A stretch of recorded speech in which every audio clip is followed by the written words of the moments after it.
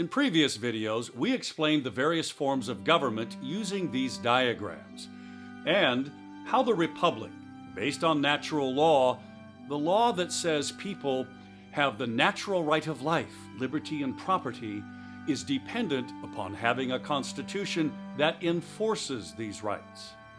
This is especially true of the concept of federalism, which ensures that one man, through the force of the federal government, does not have the rule over another.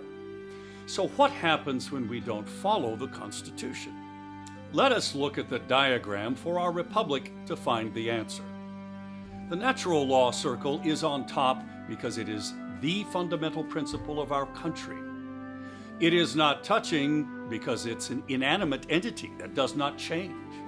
It is implemented by the federal Constitution, which is illustrated as a box around government, as its law forms a wall of separation between citizens and government to ensure that the citizens remain sovereign and the government is the servant of the citizens.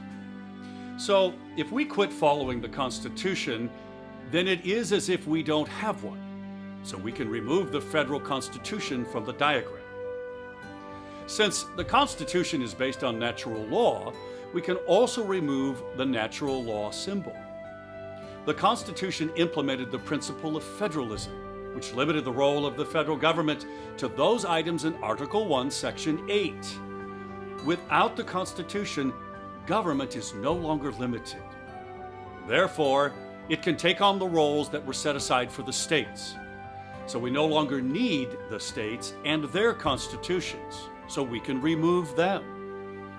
Now we have a representative government, but it is not inhibited by natural law through our Constitution, so the majority can put people in government that can take away the life, liberty, and property of the minority.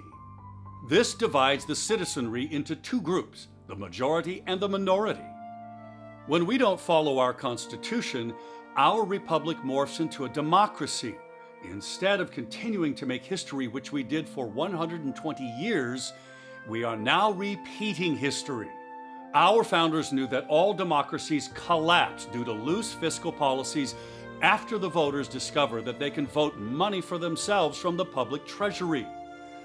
That is exactly what's happening to us now.